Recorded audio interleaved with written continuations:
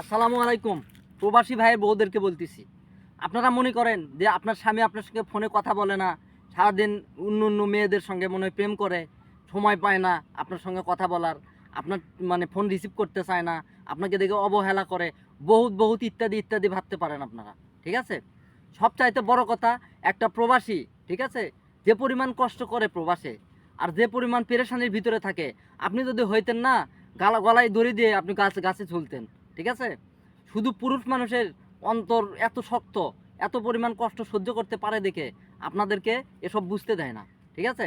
সারাদিন কাজ করা লাগে, মানে কাজের সাইটে। ঠিক আছে?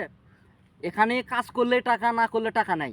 সারাদিন সকাল ৬টার দিকে উঠতে হয়, উঠে খাবার গরম করতে হয়, তারপরে প্যাকেট করতে হয়, তারপরে খাবার নিয়ে যেতে হয়।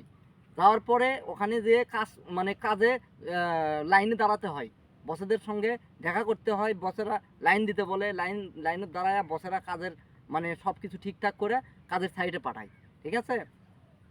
এই যে সারাদিন কাজ করলাম, ১০টার দিকে পাওয়া যায় আধা ঘন্টা, ১২টার দিকে পাওয়া যায় ১ ঘন্টা, তারপরে ৩টার দিকে পাওয়া যায় আধা ঘন্টা। এ হলো রেস্ট টাইম।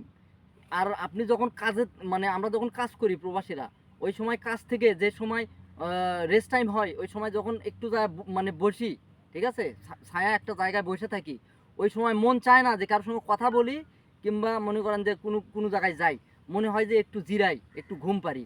এইরকম ক্লান্তি শরীর নিয়ে সব সময় কাজ করতে হয় প্রবাসীদেরকে।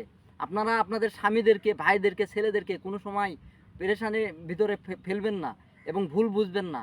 প্রবাস অনেক কষ্টের জায়গা। এখানে অনেক মানে নিজের সঙ্গে যুদ্ধ করতে হয়, নিজের সঙ্গে নিজেকেই যুদ্ধ করতে হয়। অনেক কষ্ট, অনেক ত্যাগ স্বীকার করার পর প্রবাসে মানে থেকে থেকে যায়।